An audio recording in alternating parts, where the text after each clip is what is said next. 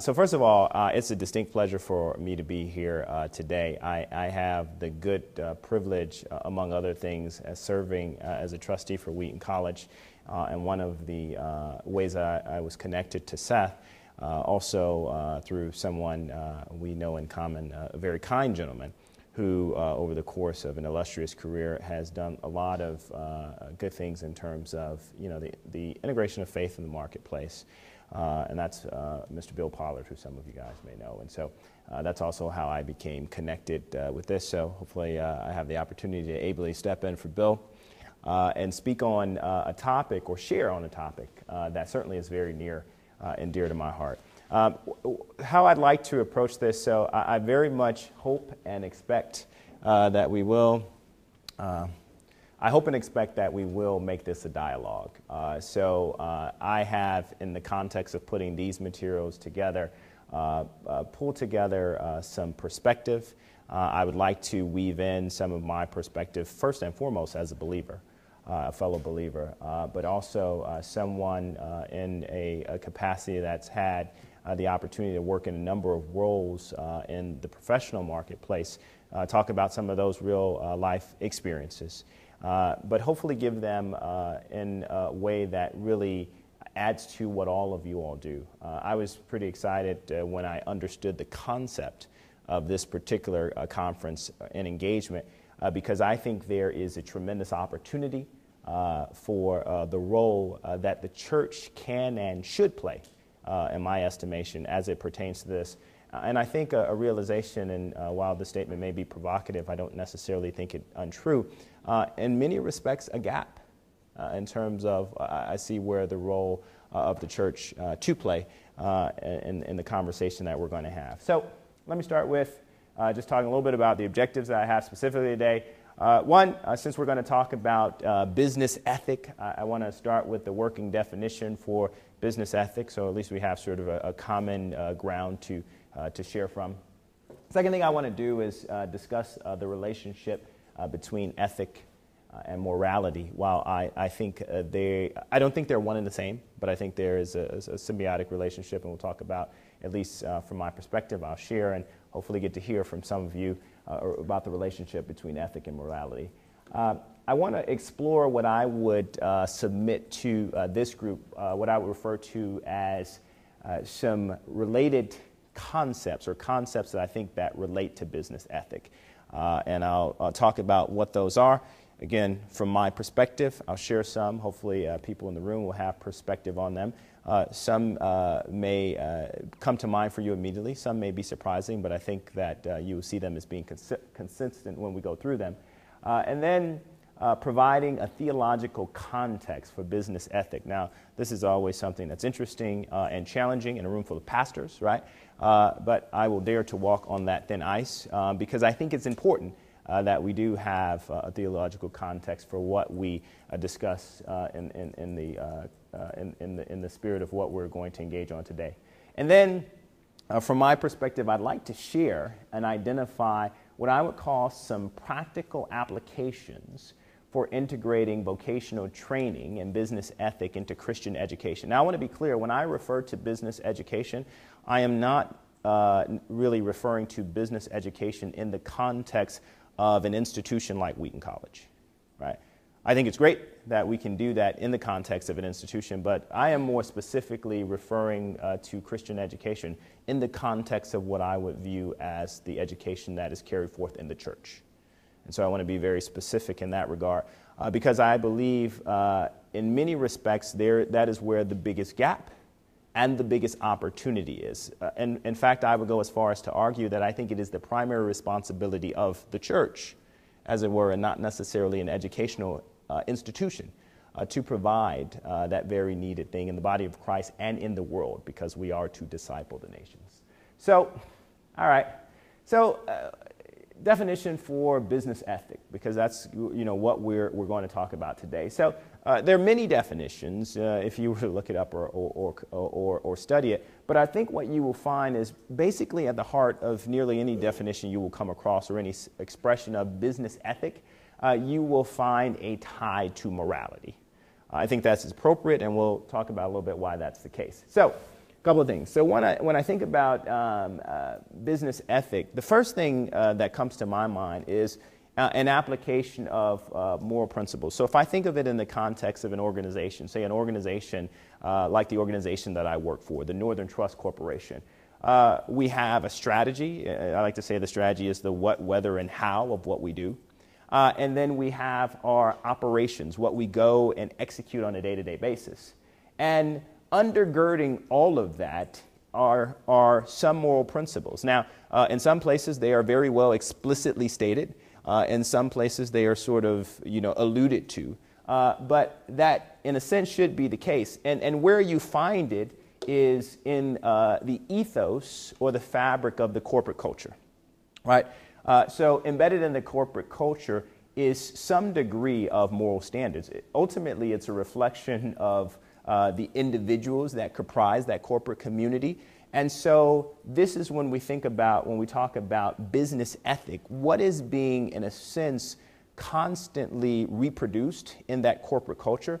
And it has a very heavy impact on how we go about executing the strategy of the business and how we go about operating on a day-to-day basis. The other thing I want to mention when I talk about and I use the term corporate community, I'm not referring to corporate community in the sense of, say, just a quote-unquote corporation or business. So a corporate community, by way of my generous definition, could in fact be a corporation or a business. It could in fact be a nonprofit institution or an educational institution like Wheaton. It could in fact be a religious organization. All those in a more generous definition would be corporate communities. And so you will find that this will not apply just when we talk about quote-unquote businesses or corporations, but in a sense, any entity or organization that is doing business. So what you often see, at least in a more strict business setting, is a reference to rules of conduct or behavior when we talk about business ethic. Now, therein I think lies one of the challenges, because really when you think about business ethic, true business ethic, it really goes beyond what can be legislated or even enforced. How many people, work professionally outside of your pastoral duties? Or even within your organization, how many people have like handbooks or rules of conduct or the like? Okay, some people have them. So one of the most interesting things to me about working in a company, this is truly the case. So when people come as part of their orientation for virtually any organization, one of the first things they do on your first day is they give you the employee handbook. You actually, in almost all professional settings, particularly public companies, have to attest to having read the employee handbook, and you actually have to reaffirm it on a continuing basis. One of the most interesting things is you would be hard-pressed to go to any company and actually find someone that has actually read the employee handbook, right? So herein lies the problem. When you try to, practically speaking, when you try to reduce business ethic to a set of rules that you can somehow capture in a list or a handbook, it doesn't pass muster. So the reality is that when we talk about business ethic, what we are ultimately addressing is qualities of character. Now, I would argue that the elements of business ethic can be viewed on three levels. One being societal, one being corporate, and then one being individual. And so what do I mean by those? So if you consider the three levels. So first of all, the first level in which we can view business ethic is societal. So if you think about the role that business plays in both sort of the international and national organizations in society, one of the sort of common examples you might think about is when we make comparison of different what might refer to as social systems. Some people would even refer to them in some respects as political. But you think about, say, economies that are centrally planned versus free enterprises. Now, in many respects, while depending on your worldview, you would argue that one is better than the other, you can't necessarily say one is inherently bad or good, right? but they certainly are different. And so when we're thinking about business ethic, right, if you look at that societal level, it's going to play itself out different in that context. All right, the next level we think about is the corporate level. So if you think about, again, that definition of a corporate entity, again, I'm not just referring to a corporation or business, but any corporate entity, right? That corporate entity has a social responsibility, right? Now, they have that social responsibility throughout their life cycle, and it actually starts when you're articulating, in a sense, the vision and the strategy of the organization. So for any organization, arguably, you have a vision and a mission, and you have a clear strategy of how you go about articulating that. And reflected in that should be some sense of a social responsibility when we start thinking about business ethic. So the moral principles or standards that the individuals that comprise that community and certainly the leaders of that organization have will affect what we would refer to as business ethic on the corporate level. Now, the last level, and arguably where the proverbial rubber meets the road, is the individual level, right? So the behavior of individuals inside these various communities, or I should say that make up these communities, right? That really is going to be the level in which we're talking about business ethic on the individual level. And what it comes down to is what are the personal moral standards that they have? What are their shared values or beliefs? So one of the things I like to say, even, in teaching, one of my favorite things to do in the week is teach Sunday school at church. But, one of the basic things, I observe and I like to say is people don't act based on what they cognitively know. They act based on what they believe. And so really what you're doing when you're teaching, actually you're not necessarily in a pastoral sense seeking to impart knowledge. You are actually seeking to affect someone's belief system. Because if you actually are seeking to disciple them, what you have to change is what they fundamentally believe. And you know that to be a fact because there are plenty of people, maybe even in your congregations, that know the right thing to do, but act differently. Paul said it well, "Oh, wretched man am I." So he talked about, there are things that I know clearly to do. I don't necessarily act in that because it has to become what I believe, in a sense, who I have become. And so when we talk about that on the individual level, in a corporate community, what are we forming in the individuals that make up that community? And that speaks to business ethic on the individual level. Now, so there are some concepts I want to talk about today, and I hope to solicit some active dialogue and input from the room. And I don't mind on calling on nice-looking, wonderful people like the people sitting here. So I'll introduce the concepts first, and then hopefully we'll jump into some of them. The first concept that I'd like to relate to business ethic is community. I want to start by talking about community. That'll be the first one we'll talk about. Second, one, I'm going to argue that oftentimes we don't talk enough about in the context of the church, productivity. Productivity. The third, which makes sense, is I want to talk about morality. The fourth of 7 concepts that we want to talk about and share regarding this morning is character. Fifth, integrity. The 6th, my favorite, foundational virtue, humility. And then finally, I want to talk about faith, and all of those in relation to this topic of business ethic. Now, so what's a community? What's a community? So, in a very basic sense, I think about, a group of people sort of, they have a common purpose, they have shared or common interests, they are participating in something together. And so what's interesting is all of us, in a sense, are not necessarily part of just one community. We're part of varied communities, right? So I have a local church that I belong to. So that's one community.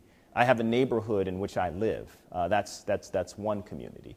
I have a place where I pursue my vocation. That's another community. These are all communities that I live in. And I take me wherever I go to all of those communities. And whatever I have to take with me is being contributed to part of those communities. I make up part of the whole. You make part of the whole of what that community is. And so it's interesting because when you think about it from a scriptural foundation, right, one of the things I like in one of Paul has so many wonderful writings, but in this letter he writes to the Galatians, he refers to something that Jesus talked about quite a bit. And this is having a love for one's neighbor. He says, even though you're free in a sense to do what you choose, he says, don't use that as an opportunity to indulge your sinful nature. Just do whatever you want. In fact, he says the freedom that we have in Christ, in a sense, should compel us into a life of service. Service, yes, of God, but very importantly, serving one another.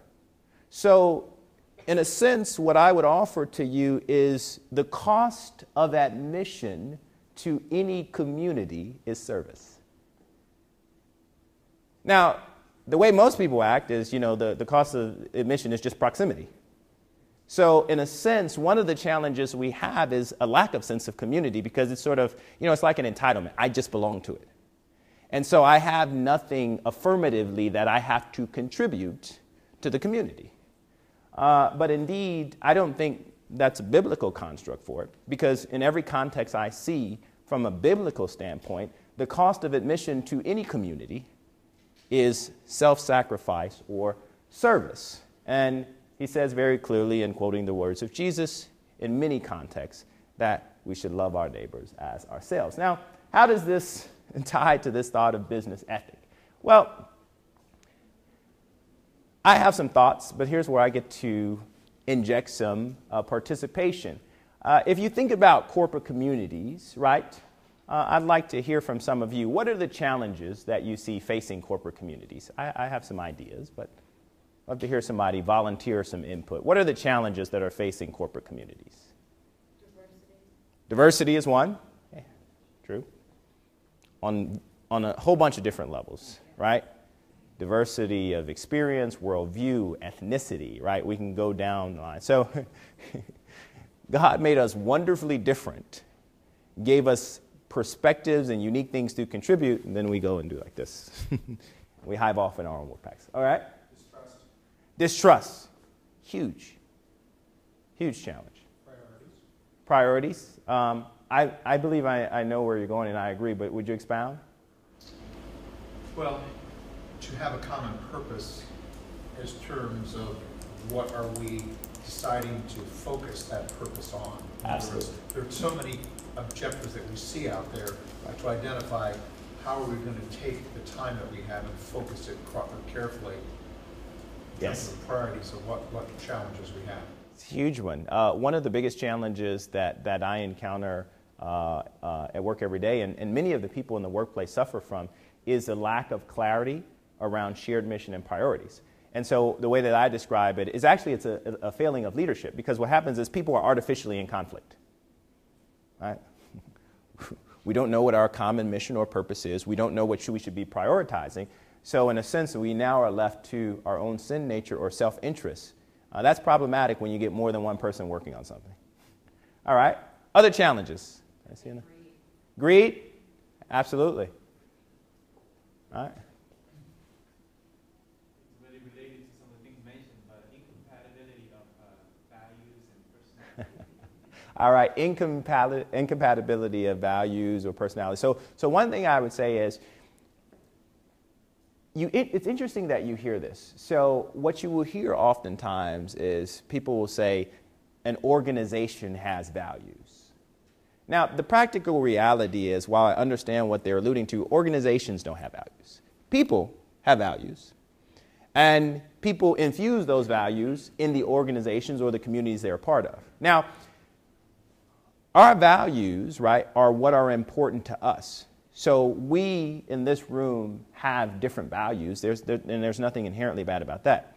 But in a community, to your point, is you have to find those shared or common beliefs or values, because that's one of the fabrics that actually holds a community together. Any other thoughts? Here. Meaning. People want their work not only to provide a subsistence, provide what they need to live. Yes. They want their work to be fulfilling, and they look for meaning in Right. their work. This is significant. I was hoping someone would allude to it. Meaning, right? And so, my one of my theories is I have a book that I've outlined that I want to write, and I'm working on. But one of the underlying things I look at in the book, because it really speaks to what's going on in the workplace, and you hear references to things like a midlife crisis, right? And so I'm convinced that the instance of that in many cases is people who have worked very diligently and very hard and get to a point where they look up and they don't feel like what they've done has really had meaning. What's interesting is there are surveys done by all sorts of institutions of all sorts. Now, this applies to the workplace broadly, many different vocations. And what you find is literally the vast majority of people are not happy in their jobs or their work experience. Think about this. So most people, in terms of how they spend most of their waking hours, are unhappy. Most. I mean, it's not, when you look at the surveys, it's not a small percentage. I mean, it ranges, but the numbers are in upwards of 2/3 or more. Some in the 70%, depending on who's done the survey. So I want you to think about this, right? So how can you feel good about the community if you can't even feel good about your place or your contribution to that community? If in a sense what you are effectively doing, and this is one of the challenges that we have in the Christian community in the church and you have as pastors, to help people find meaning in what they do. And let's be very clear, finding meaning can't be happy for a couple of hours on Sunday, or maybe even if you add to that Wednesday or Tuesday or whatever other times you meet. It has to be finding meaning in every aspect of their life, and certainly what they do vocationally is a big part of it. So finding that meaning in the overall purpose of the community or the organization, and then individually what their role is or their part is very important to having a healthy community. So I'm going to offer up a couple of things for you. The challenges facing the corporate communities is just the size and complexity of the business enterprise, right? If you think about it, whether we look at sort of business, right? So think about, many businesses that have went from being sort of local to national to multinational. If you think about even organizations like churches, if you look at church growth, basically what they would tell you about quote unquote church growth is really, it's not increase in the number of conversions, it's increase in the size of very large local churches. So i.e. the trend of the mega church. So even what we know as churches, many of them have become larger and more complex. For those here who work in the academy, those who are in the business and the calling of education, look at something like a college or a university, how complex it's become over time. You think about things like distance learning and all those different things. So size and complexity of the business enterprise brings with it many unintended consequences. And one of those is fissures in what I would call just the fundamental sense of community, right? And so that's something that you have to contend with. Another thing is the lack of engagement by management. Now, I purposely use the term management because people use management and leadership synonymously, and I don't think that's the case. My own worldview is that anyone can lead, and you can lead from whatever position you're in. So there's, for me, no true such thing as, quote unquote, a position of leadership. You lead from whatever position you're in. Now, what I do believe, though, is dependent on your role, you have the opportunity for more influence. So the practical reality is I'm responsible for running several businesses. And so while I can lead at any level I am in the organization, I have the opportunity for more influence in my organization given my role. But if I'm not engaged with the people of whom I have the privilege of serving, what I do is I send a very clear signal to those in the community that we don't value community. And so if you have a lack of engagement by management, that is a significant challenge.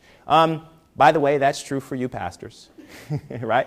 And so if you as a pastor have a lack of practical engagement with the congregation or the flock, the sense of community in your local church becomes diminished. And it can happen. It can happen to people in any corporate community. By the way, the local church being one of the examples I would use as one. Now, the free agent model of employment. So what you have today is, because you have more turnover, I would say less of, quote unquote, the lifetime commitment of companies to employees and all those things. What you've seen on the other side of the response, I think you said here, who is it that said that lack of trust? Huge, right? Because if you, in a sense, if you could give people proverbial truth serum that work in companies, most people just have literally an implicit trust of the organization. There is no goodwill there that says, I believe that in a sense the corporate community will act in my best interest. So it's more of a free agent model. It's sort of, I'll hang my shingle here, and if what I perceive as a next best offer comes along, and by the very virtue of that, you have less of a sense of community in the organization. All right? The emphasis on short-term financial performance, this has impeded every aspect of our society. Business, it's interesting because when you hear people refer to nonprofits, they will say that there is not issues around financial performance. And I say, which nonprofit do you work with or for? Because you often hear it more so there, right? Even in the church, the demands of, because they're the business aspect of it, right? And so an emphasis on short-term financial performance. Now, whether that financial performance is for me working for a public company and the stress on earnings, or it is for a pastor that has to make sure that the mortgage is paid on the new church facility this month, there can be an emphasis on short-term financial performance that affects, right, the corporate community. All right, and the interest on financial incentives, right? We just live in a world today, pay me, right? Now, here's the, again, I assert a personal view, right? Again, amidst many people steeped in theology. But I think that the practical reality is arguably the most precious resource that we have been given is time. But I don't believe that in the context of a work relationship, someone can actually pay you for your time. So I think if the arrangement or the transaction is you agree to pay me for my time, I think ultimately I will always be unhappy. I think there's no amount of money in and of itself that gives someone fulfillment in a vocation.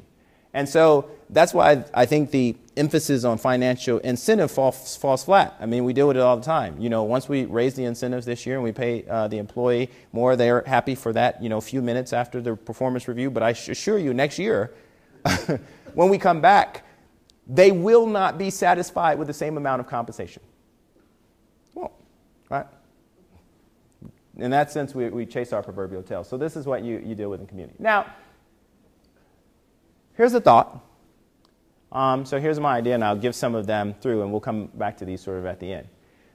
I would argue that the church as a community actually is or should be the model for corporate entities. Now, I want to be clear. I used an adjective there. Christ Church is the model, right? I'm going to submit to you here today that most of the people that belong to local churches, including yours, that's not a perspective that they have.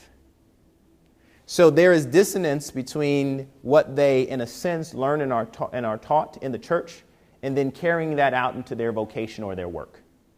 But the reality is, if what we are trying to do is develop a moral community, one that has common mission, common purpose, where people feel that they're valued in all those things, how could we come up with a better model than Christ Church? And so if in fact we are discipling nations or we're going out into all the world, why wouldn't we use that fundamentally as a model? I'm not talking about our religious practice, but I'm saying the model of community. I would argue to someone, point to me a better model of community than that of Christ Church. But the question is, are we taking that and intentionally putting it to people in a way where they take that and in a sense they reproduce it or replicate it in the other communities in which they live and work? All right. So the next thing I would like to talk about is productivity. So I think any healthy community needs an aspect of healthy growth or fruitfulness, right? I think that would be wholly consistent with biblical theology. But see what you think. So how does productivity relate to business ethic? I'll throw out some ideas, then I'll ask you some questions. So the first thing I would say is God expects humankind to productively employ resources, right? Think about the quote here. I mean, one of the more often quoted passages of Scripture is the parable of the talents or the minas. And it is very clear here that the expectation of the king or the nobleman, depending on what version of the parable that you have, who is clearly representative of Christ, is that he expects his servants to be productive or to provide a return. It is unquestionably the case. What's interesting is, depending on what version you read, this happens to be the New International Version, it says, put this money to work. If you read other versions, the King James versions, it says, occupy until I come. Other versions say, do business. So the practical reality is, in this temporal time that we're here in the earth, God expects us to be productive. He expects us to do business. And that business is not exclusionary. It is actually participating in the overall world economy, right? And it is carrying forth whatever our chosen or called vocation is. So I think God expects us to productively employ resources, right? Commerce is essential to the welfare of any community. It's essential, right? And if there's any doubt of this, I mean, I grew up in a low middle income community on the south side of Chicago. The church that I am a part of is very close to the community that I grew up in, and purposely that's where I attend, right? But all I have to do is drive around the community where I go to know, even, you don't have to write a book to me to tell me that commerce is essential to the welfare of a community. And if that is the case, and if we are a caring community of the church, then what is it that we, the church, have to say then about commerce if we know that it's critical to the well-being or the welfare of the communities of which our members are part of? And I would go as far as to say, if we haven't armed them with how to think about this, how can they go about the work of productively influencing, because we're all part of multiple communities, the communities that they're part of?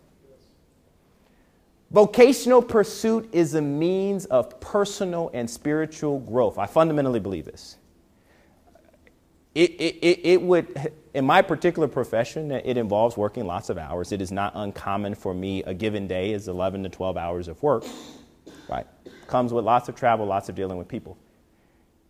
I think it would be impossible for the case, if I'm expected to develop spiritually, that it not take place also in work. Has to. So really what I need then, it's not a question of should spiritual growth take place in my vocation. It's a question of how can I ensure that? So I think the real challenge that we have in the church, and honestly the real challenge you have as church leaders, is many of the people that are part of your Christian community are not developing in their places of vocation and work.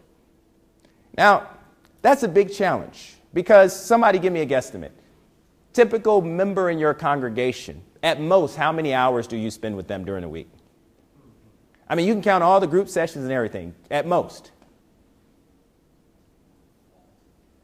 5, right? That's about a good guess, right? And typical member, no matter what kind of job they're doing, how many hours are they spending pursuing their vocation? Yeah. I mean, by the time you count commuting and all that, I mean, what's interesting is over time, one of the interesting things that they've shown is that both the hours that people spend on any profession, I don't care what it is, right, have increased over the past 4 decades. The other thing that's increased is the amount of kind of what we call structured time that people spend. So, you know, running back and forth to taking kids to all their activities and all that. So we're squeezing out any personal development or spiritual development time, right? So I think part of the exercise is, how do you help people be productive in their chosen professions? And how do you help them clearly see that God does intend to use every community, every situation that they find themselves in to develop them. That they need to, in a sense, find God's purpose in what they're doing. Vocational excellence is consistent with spiritual formation. I believe this. So here's a question I have. How often, and maybe would somebody comment on this, do you hear people talk about excellence in vocation in a church setting? Anybody care to comment on that? And I see some heads shaking no. So why isn't that the case? Why do you think we don't talk about being excellent at what we do? When they talk about themselves, they come out as being arrogant. Well, that's true. So if you're talking about yourself, but I'm saying, so that's a very good point. So I'm saying less so someone referring to themselves, but I'm saying even if we're talking about just various aspects of life, even if there's a reference to what people do in their work, I'm saying I started making a mental note to myself. I just noticed that we just don't talk about like being excellence. Being excellent. I wonder, how have we gotten there? Have we confused humility or a wrong definition of it? Because I think there's a false humility that we often can have. You know, the self-deprecation, all those different things. People don't really mean it, right? But I'm saying that I can't find anything in the Bible that I study and read that is contra to being excellent at one's vocation. I mean, I actually would go the other way, right? I mean, I've read all kinds of books. I love reading, right? I have yet to find a better source of dealing with any of the issues of life than the Bible. We talk about Jesus in the context of being religious and pious and spiritual, right? What about wise? What about smart? If we were to call his being a teacher or a rabbi, if for argument's sake, his vocation, would we think of him as being excellent at it? And if we would, and people have different callings or vocation, why wouldn't part of what we do encourage them to be excellent at their calling or vocation? And here's a very important question. If we want them to have influence in the world and be examples, do we think that they will have more or less influence if they're excellent? Right? So I think this is highly consistent. And I think part of it is a part of the issue that we have sometimes is you have people that are Christians, and it's like, you know, the mindset is like, on Monday, you know, I'm going to a place where I'm not accepted. I have to fight. I just have to survive it. Right? It's hard to truly influence a community if that is your perspective. If I'm trying to hurry and run away from it, if I'm not truly being a part of it, right? So I think that's something to think about when we think about it. So, this last point. Preoccupation with business is, however, antithetical to spiritual formation. So I want to get the other side of the equation, right? The flip side is we cannot allow ourselves to become preoccupied with our vocation or business. Now, how many people have members of your church communities that fall into that category? Right? Their number 1, 2, and 3 excuse for sometimes anything involving the church is what? Work. Right? And somehow that whole part about seek ye first the kingdom doesn't seem to really settle. Now, one of the things I would say is you have to sort of get beneath why that is. So why do you think people struggle many times, as much as we know cognitively that we're supposed to prioritize Christ? I mean, just think about the devotional we had today, right? Why do people struggle so much with that as it in relation to their profession or their work? I think one thing is just immediate and important. I think business is always immediate, so it takes people away from the important. Yes. I like that. The immediate versus the important. And you know what? I argue, those are the subtle things or the influences that are very dangerous, right? I think about how in my world, if I don't draw some very strong lines, how subtly the business will suck away everything that I potentially have to give. I mean, one of my least favorite inventions is the BlackBerry. People familiar with the BlackBerry? Buzzing at all times. And here's the interesting thing. When you work on the corporate side, particularly when you're an executive, they sell this to you as if it's some very positive thing. It's making you more productive. We can be connected to you at all times. I want to be connected to God at all times. I don't know that there's anything healthy about me being connected to my work at all times. Right? So those are some of the things. So preoccupation. So what's my idea or my takeaway? So second practical thing. So one, I believe business matters to God. But I really believe in church that we must teach a theology of business.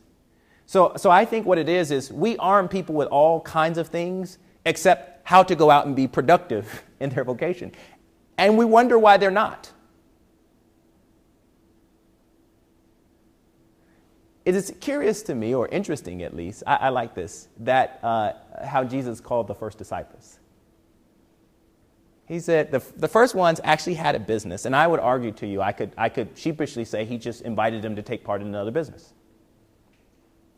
You guys are commercial fishermen. You live in Poseida. You know this area very well. Come follow me. I'll make you fishers of men. And then there is an intentional discipleship or development process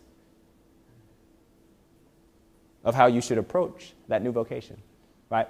But how are we arming people in the context of the church, which is a place of spiritual formation, right, to do this, a place where we're supposed to be maturing believers. So I think that's important.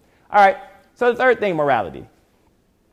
So when I think about morality and how it relates to, business ethic, one of the things I think about from Scripture, I like this letter that Paul writes to the Corinthians.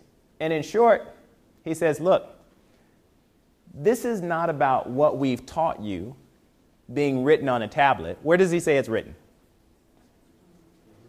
On the heart. He's saying what all of you all know and believe, it's about what we are and are becoming. Right? So this is, now, one of the things, I'm sure there's maybe some doctors in the room that know this better than I do, but in doing a lot of reading, they talk about how our mind works. And they talk about, there's kind of two different parts of your mind. It's sort of the limbic part, is sort of our emotional brain. And they say, basically, it's so much faster than what we associate with our cognitive thinking. So in short, kind of what they're saying is how I'm going to respond when I go back to the office today to certain situations is already hardwired in. Most of it I don't, in a sense, even have time to think about. So I will respond based on who I am today. That's why I've got to continue to press toward the mark, because the practical reality that I'm really thinking through thoughtfully those situations, the reality is I'm responding based on who I am, not who I want to be or who I profess to be, right? And so there is a purposeful process around building moral character and standard that has to be there so that when the situations arise, people respond to that.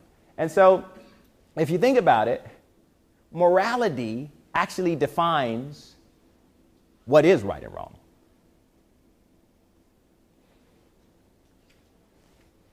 If you think about laws and codes of ethics, they actually must reflect moral standards. So what's interesting is any code of conduct, any law, it reflects, for better or worse, some moral standard. Now, the challenge we have is over time, the moral standards are becoming more relative. But it is a reflection of what the moral standard is. Now, we have in many communities the moral standard being depreciated. That's another issue. But it is, in fact, a reflection of that. Actually, it's often said if you want to understand sort of the moral character of any society, just look at the laws. it doesn't confuse us the way that we are going in the U.S. as society as we see how our laws are evolving. Because they are, in fact, a reflection of the moral standards, right? So, and so one of the things is, and this is not to say we shouldn't debate about lawmaking, but I just think we got to come at it a different way, right? The laws are reflecting the morals.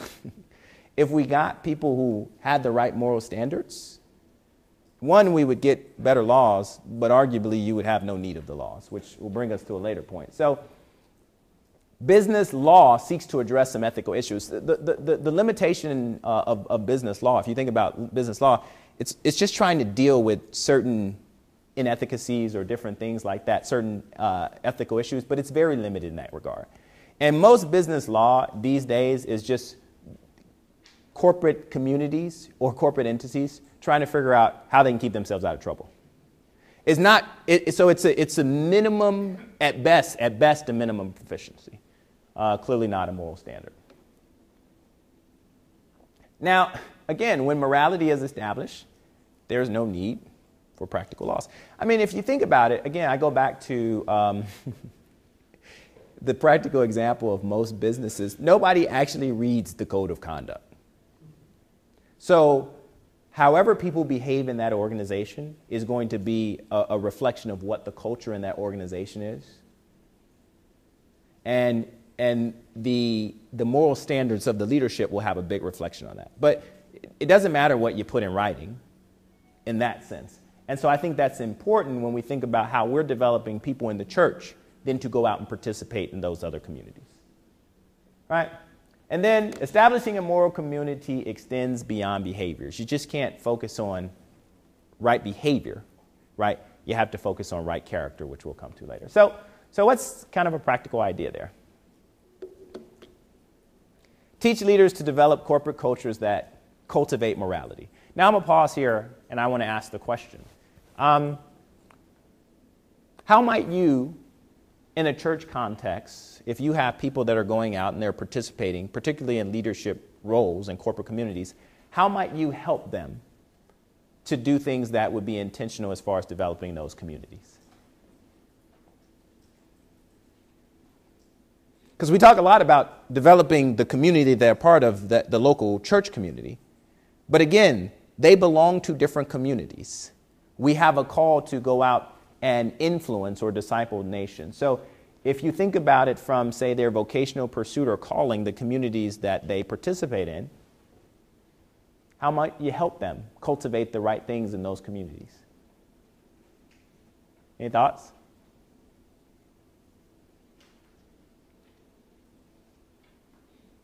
Now, one thing you can do is, I would say, start with asking questions. So one very basic thing, I find you learn a lot when you ask questions. When you're talking about, values and morals, when you're talking about our own beliefs, just asking people, so when you leave here on Sunday or Tuesday or Wednesday, how do you manifest that in your everyday life? How do you take that and apply it when you're going to work? I think you'd find out some interesting things. Probably the most interesting thing that you may find out is maybe people don't really intentionally think about it. And then therein lies an opportunity for you to help them. And I like the point that was made earlier. By doing that, you will actually help them find value in what they're doing at work. Because one of the scary things is believers don't see the opportunity that they have to be light and salt. So just as much as the opportunity to be there to, quote unquote, earn a living, I like to believe that God has a bigger plan for that. That if God has graciously allowed me to occupy some space or be part of some community, clearly he has a purpose or work in that community. And if I'm connected to him, certainly I have a part in it. And that, if nothing else, should give meaning to what I do in that community. So character. So, we think about a lot of things. We think about character, moral, ethical strength, as said here in this definition. But I like to say my simple definition is character is who we decide to be or become, right? I mean, it really is like it being in a play. You know how there are roles in a play, and you can decide, right, to become. But in order to do that, you have to be intentional about it. Like you have to study for the role. You know how people say you got to get into the part, right? All right. So let me ask this question. So I want to talk a little bit about how character relates to business ethic. But anybody want to make any observations? What do people think about, when you look at sort of the marketplace or businesses or different corporate entities? What's the level of emphasis you see from your perspective on character development? Anybody? People see a lot of emphasis on character development. I see no here. Why do you say no? Well, we're from North Carolina, so we came into Chicago, took a little tour, and we saw the Trump Tower with the letters of Trump on there. And so, as I look at that, the images that come to my mind about Trump have the character. It doesn't have to do with good character, it's other things. There is a character there. Yeah. I got you. So it's not that we're lacking character, it's the kind of character. Okay. Other comments? I look at character as what you do with your morals. Yeah. I mean, yes. you can have good morals, you can have good ethics, but if you do nothing with it, then you don't show your character. Like that. I was thinking about what yesterday in class when we were talking about, like with Enron and with WorldCom, and because I read papers too, and it's kind of interesting what they pointed out that all of they went to church, and they have leaders in their church, and yet they committed fraud and all that. You just think, wow. I mean, it's why weren't how did they not know right from wrong? I mean, how can you go to church and be leaders and yet in your business practice you're stealing from people to enrich yourself? Yeah. We act on what we believe. So there are many people. I'm totally not a business person. I'm a pastor, and so as I look at the business world or anything associated with business, I do not think at all of character.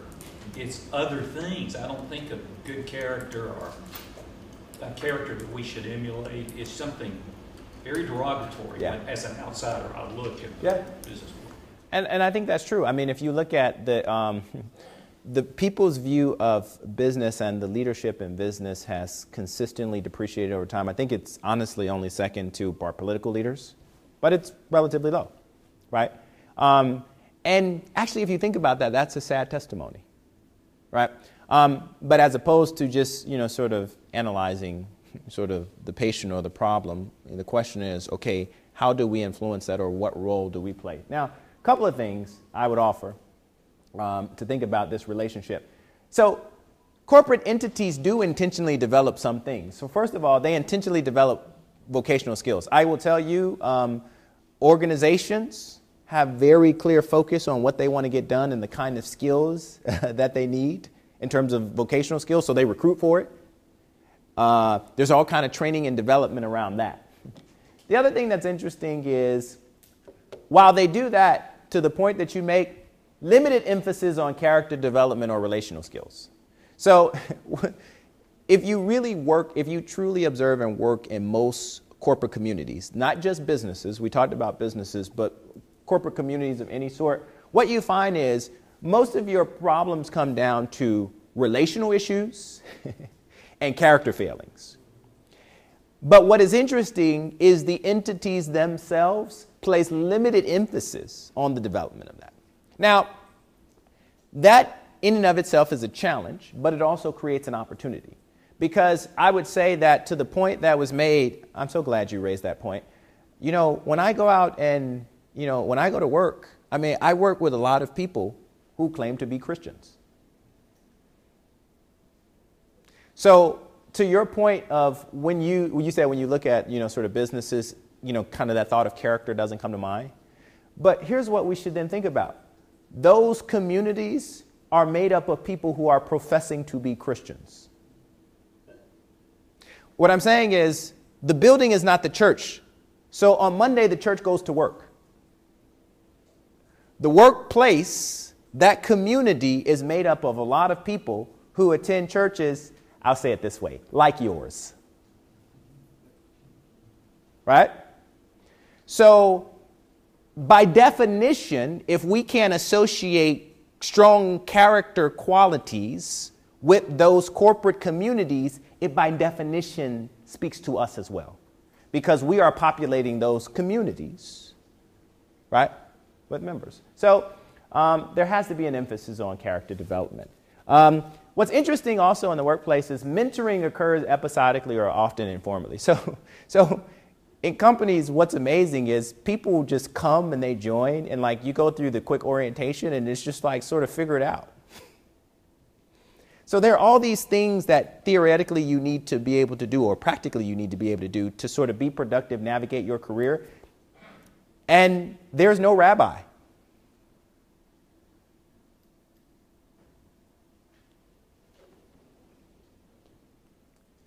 Desirable character traits in many corporate communities are not clearly identified or rewarded. So we reward financial performance, certain outcomes we want in business, but we don't explicitly say in most corporate contexts, this character trait or quality is good, it's desirable, we'd like to see it replicated.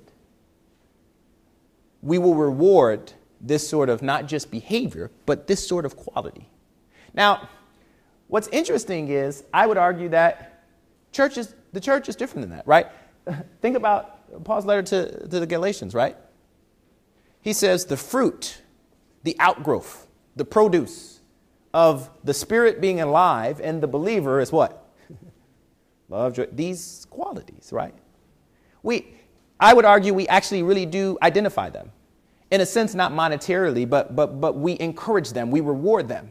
And again, so here again, you have a model in the church, I would argue, that should play itself out in other communities. And so do we think about it that way? Because the Bible says if we're the church, we're just the first fruits. It didn't say we were the last. It says we're a called out group that then is supposed to go out and reproduce after ourselves. Again, I come back to the basic question, right? Where are people spending most of their waking hours? And if they're going to reproduce, where do you expect them to reproduce, if not one of the communities in which they spend most of their time? And how can they reproduce in that community if we haven't given them a roadmap as to how to do it? And the roadmap is not simply about evangelism or sharing the gospel. It is, in my argument, much more than that.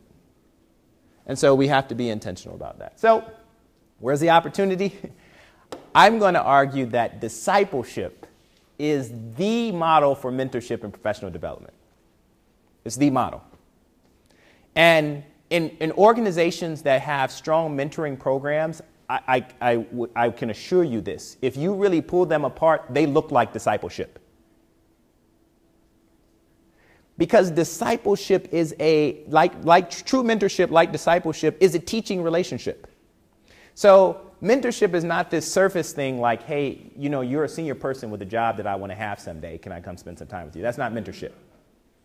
And I tell that to people when I get requests from people, they say, we'd like you to mentor us. I say, first of all, I'm not sure whether or not I can be your mentor. I say, here's what we'll do. How about we sit down and have a cup of coffee, and why don't you get to know me? And why don't you let me get to know you a little bit? Because you need to figure out, actually, if you really want me to be your mentor. Because a mentoring relationship means you're showing up to learn, and you actually want me to teach you. Now, I have no expectation that you want to do that, and I don't know that you do based on what we said today, but why don't we figure it out? What I also tell people is the best mentors are not people that can, quote unquote, teach you just things about the vocation. That's necessary, but the most important mentors, in my opinion, have to share your beliefs and values. Because as you work through a career, the most important decisions you make come down to decisions that press against your values and your beliefs. They are moral decisions.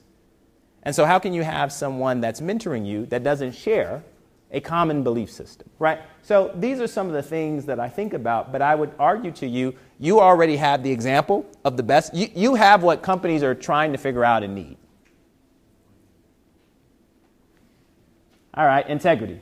So when we think about integrity, we talked about moral principles, but integrity means that you actually have an adherence to them. Now, so let me ask this question. What kind of challenges do you think many corporate communities are having around this quality of integrity?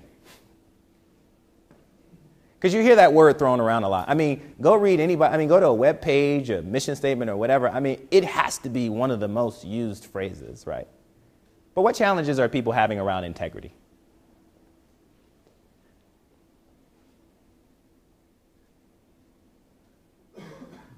Please. How are we doing focus groups? I run a faith and work initiative in a seminary in St. Paul. We did focus groups, went around talking to people in churches and heard from a number of folks the sense that they're required to fill a kind of role or persona that is hard driving and competitive and kind of takes no prisoners, and that's different from the kind of people they're expected to be at church. So if you're a different person in two places, there's no integrity. Right. So you have your church self and your work self. Exactly. Right. That's what people were articulating, and we heard it more than once. You know what's actually, it's good that you point that out. What is a unsettling truth is that if you talk to many, in fact, most people who work in professional settings, that's what they think. It's like proverbially they think that like they have to take whatever suit that they have off that represents their self off and put it in the trunk in the weekend and go to work Monday through Friday and, sort of take it back out. Now, this is at the heart of a couple of things. So number one, I would say, if you think about integrity in a corporate context, employees of any organization, I don't care what kind of organization it is, they expect fidelity to the vision and the mission. So when you articulate a vision or a mission, get this, I know this sounds crazy, the employees expect you to believe it and execute it.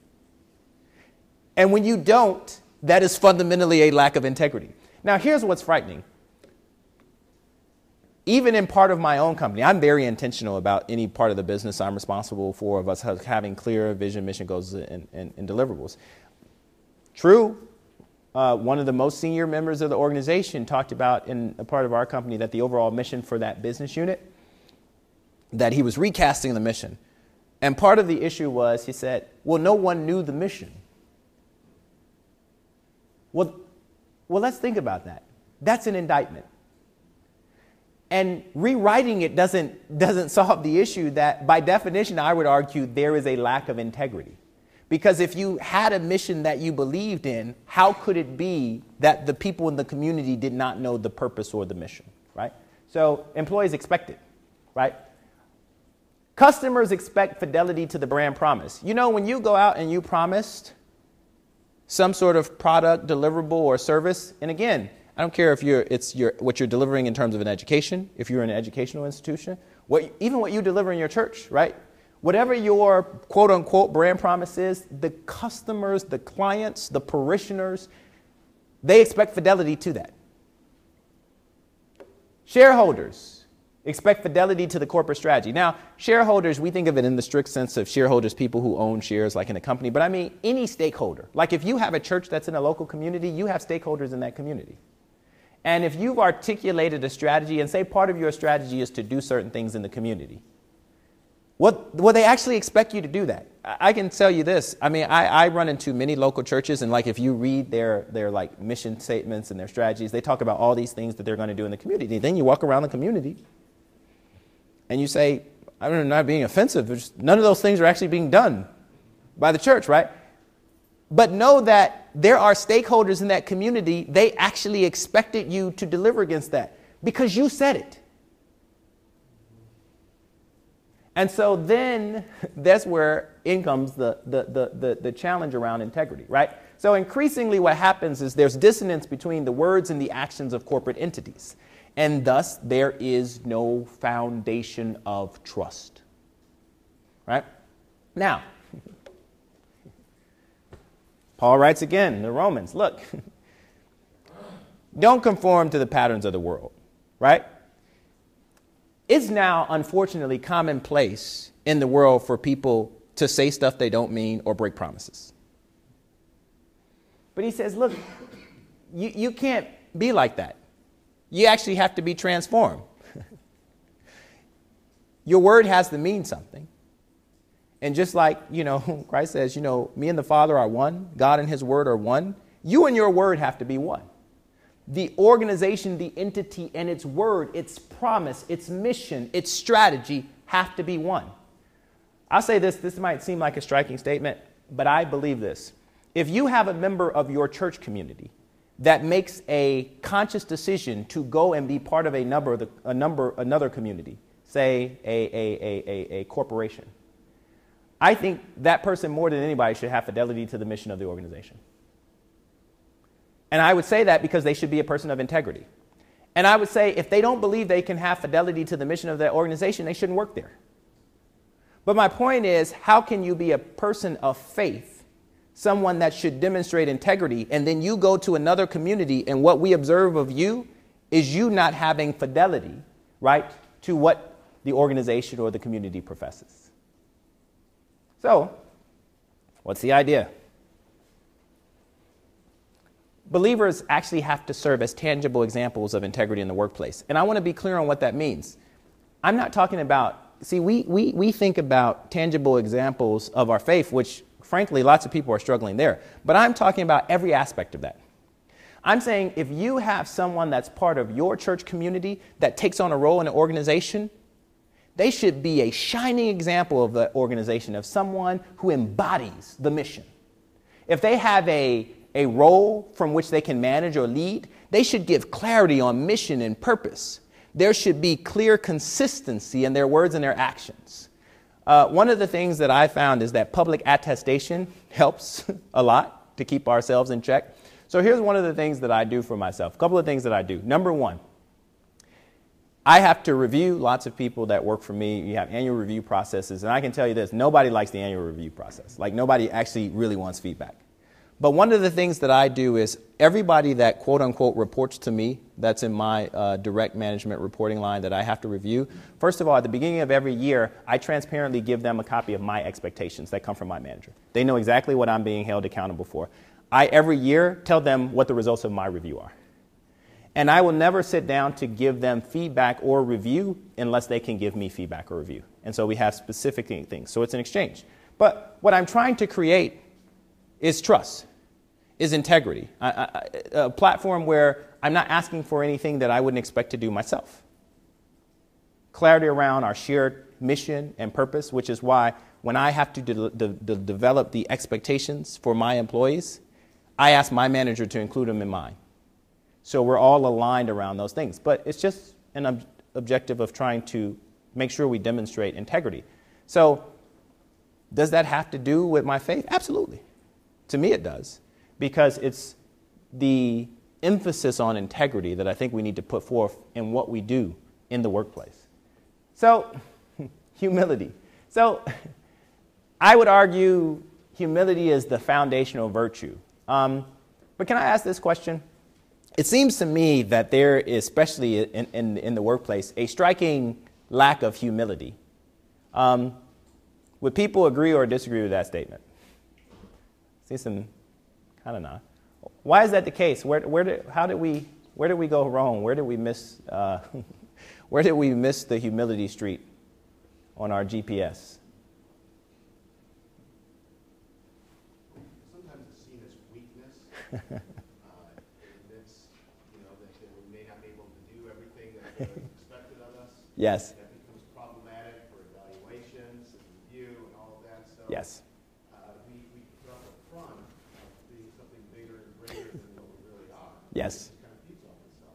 I think that's a big one. So meekness is oftentimes associated with or confused with weakness, and I think people don't want to be seen as weak. Other thoughts? And back to greed. You're living for yourself. You want to be big Yes. than the person beside you. Yes. Yes. Rivalry, competitiveness, selfishness, pride. Hard to teach people much today in many settings. So a couple of things on humility, right? First of all, the free market is insufficient to foster business ethic. A lot of times you'll hear people say, well, you know, it's a competitive marketplace. Companies, they have to do the right thing, right? The free market, just letting things be laissez-faire, I don't think is sufficient to foster business ethic. I think it has to be intentional. To the point that was just made, self-interest is insufficient to create a moral community. The point that was just made in the back. So our sin nature inclines us towards selfishness. So if our thought is that self-interest is going to create a moral community, we're in a lot of trouble. In fact, I would argue Scripture teaches us something different. It tells me I need to set my self-will aside. I need to pursue His righteousness, or in other translations, His will. As a matter of fact, I found for myself, I can't speak for you all, pursuing my self-will exclusively gives me in a lot of trouble. And it certainly can in and of itself help create a moral community. Qualities must be established in the soul to manifest in the firm. I mean, you actually have to develop the people if you're trying to have a community that has strong moral standards. And to me, humility is an essential quality for establishing a moral community. And I think the practical observation increasingly in the marketplace, you just don't see a true embrace of humility. People don't view that as a means to success, for sure. But sadly enough, people don't even want to be seen in that light. So what's our opportunity? What's our opportunity? Paul writes, he uses the perfect example. He says, listen, here's how you should think, right? You should actually take on the attitude of being a servant. And he gives us the example of Christ. He says, look, here he was in the heavenlies. And even though he shared God's nature, right, he took on flesh, right?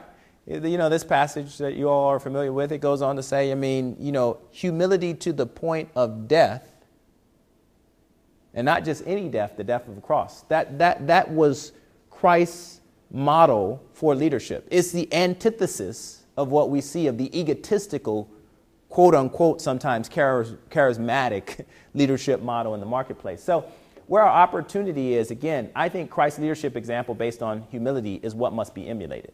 Now, what I would offer to you, my practical observations are, again, I work with lots of people in the professional community. Lots of them profess to be Christians, so I can only assume that they attend churches like yours. And I can tell you we are challenged as it pertains to humility. It is such a dire lack of it. So it occurs to me that this cannot be the model of leadership that they have embraced. And so how can we help? And assuring people this is the best and most sustainable and moral leadership model. Again, leadership not being associated with position, because you can lead from whatever position you find yourself in. But from wherever you are, when you lead, this should be your model. And then finally, we got faith. So what's interesting is, like, again, faith is one of those words you hear in so many different ways in so many different contexts, right? People, but sometimes you wonder, because you hear it so much, what does it really mean to people? Like, it is common to hear people say, you know, I'm a person of faith, right? When I think about faith in the context of business ethic, it poses this question: how can faith be integrated into the workplace? So one of the things that's interesting to me is I don't believe the practice of one's faith is antithetical to the practice of one's vocation. But it's almost like we employ that it is. Like somebody made a comment that says they work on some faith in the workplace initiatives. Yes. Now, I'm very supportive of those. I think it's great. But you know what's interesting about it? The fact that when we're doing work around that, people actually think that that's an exceptional thing. I mean, if you think about it, that's part of the issue, right? So I would say, how can a person of faith go into a corporate community and not integrate faith? Because the Christ that lives in you is going with you. By definition, when you go, you should be integrating faith. But the very fact that we see it as an exceptional thing tells you where we are in our communities of faith. The fact that people don't just see it part and parcel with who they are, right, tells you something. So there's something amiss in terms of people's understanding of what it means to be a person of faith in every community of which you are part of. Our work should glorify God and be a form of worship. Now, I always, at our small church, I just ask this question. Okay, do you really believe that the Spirit of God lives in you? Yes, yes, yes. Okay, so what does God think as he walks around with you each day at work? I don't want you to answer it out loud. I just want you to think about it. Because certainly what you do in the workplace should glorify God. And the question you need to answer for yourself is it glorifying God? How you're going about your work, how you're interacting with people, right? Are you just truly giving it an honest day's effort? Or you're giving your very best? Are you truly loving your neighbor? Or are you like that one follower of Christ? Who is my neighbor? I need to qualify, because certainly all these people I work with, they can't be my neighbors. We need not seek to impose religious practice. This is important. I don't think the integration of quote unquote faith should be confused with religious practice. So what I would say is most places of work are not to be confused with places of worship. So while you can glorify God in your work and work can be a place of worship, don't confuse it. It's not the temple, right? So we don't have to bring religious practice to work to integrate our faith in work. I think those are two different things. I think there is a place or places for religious practice, but there is no limitation to where I carry my faith or my belief. It goes with me wherever I go. Our faith is reflected in the way we perform our work. I will tell you, it's not clear to me that people believe this. So I think the comment was made earlier about, sort of people say, well, I got this going on the weekend, but when I go to work, it's almost like it's a different thing. So it's almost like saying I have license to perform my work differently than my faith would indicate.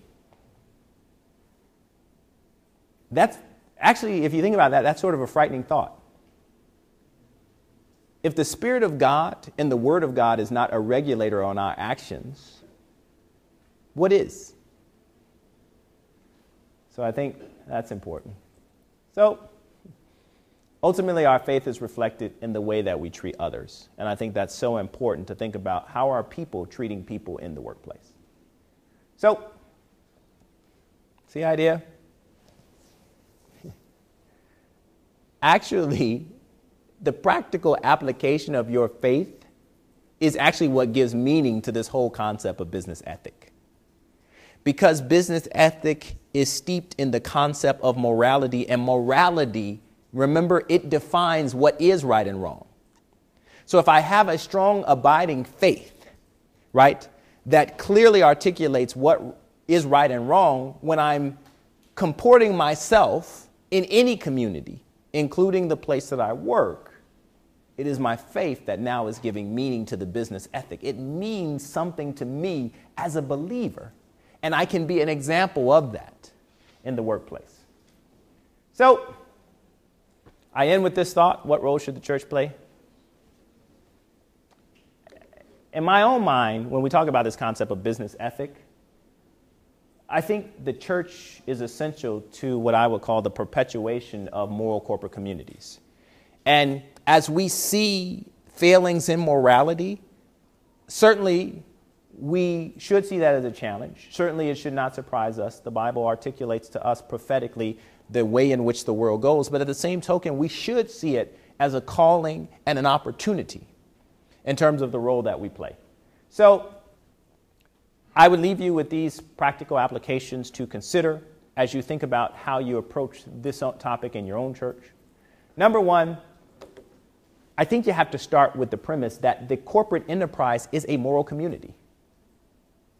I really appreciate the statement that was made earlier when a nice gentleman from North Carolina, I believe, said, when I think of, companies, I don't even, sort of think of character. That tells us something about where we are.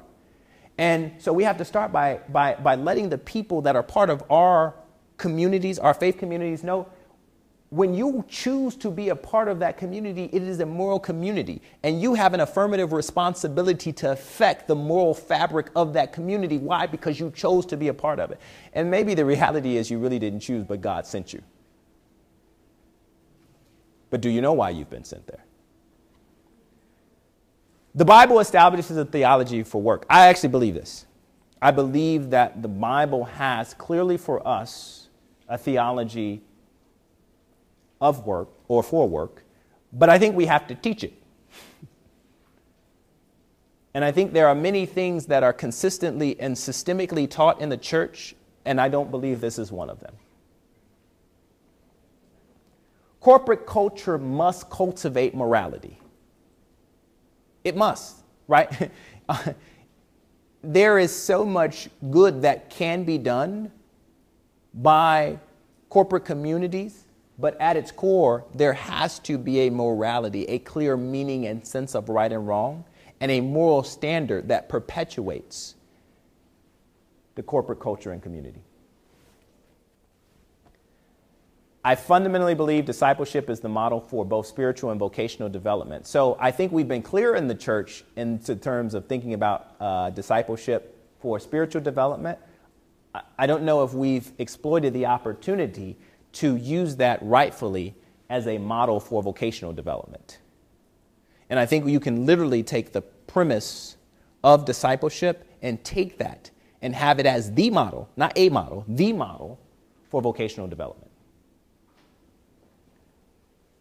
Believers are called to model integrity in the corporate community. I believe that this, as church leaders, it has to be a consistent message. In part because there are far too many people who are professing to be Christians who are not doing this. And actually, it's more than just neutral. It's causing damage because people are associating them with Christianity, but not seeing in them any example. So the very thing that we are supposed to be in every community that we are a part of, salt and light, we are not only not being, we're doing what the Bible warns against, which is leading people astray. If a person cannot look to the believer or the Christian who is part of the corporate community for an example of how to comport themselves, who can they look to?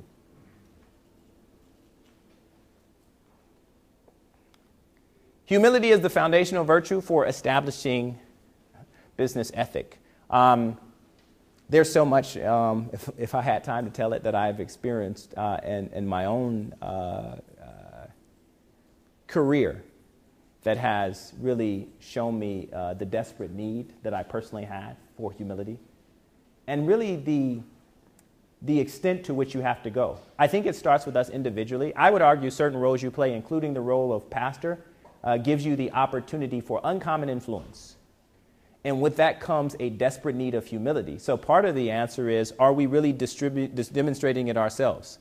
Are we being transparent enough to people? So we say one of the issues is people don't want to be vulnerable and all those things, right? So are we doing it? What do the sermons sound like? Is it the testimony of someone who has achieved or arrived at some far off place that now everyone else has to get to? Or is it the ongoing testimony of a fellow believer going on a common journey, all pressing toward the mark, being perfected, Because I believe in my own life that the grace that God gives me is not that I am perfect, yet I am being perfected, but yet while I'm being perfected, He's gracious enough to still use me. And so part of the transparency of the development of my own life, of my own character, part of that personal testimony is what helps others, but part of that testimony is also what maintains my own humility. And then finally, again, faith gives meaning to business ethic. Being able to present this kind of concept, to talk about these things in your church and to show people in practical and personal ways how they can live this out in the communities, the corporate communities they belong to, gives meaning to business ethic. So with that, I'm grateful for your time and grateful for having had the opportunity to share with all of you. Thank you very much.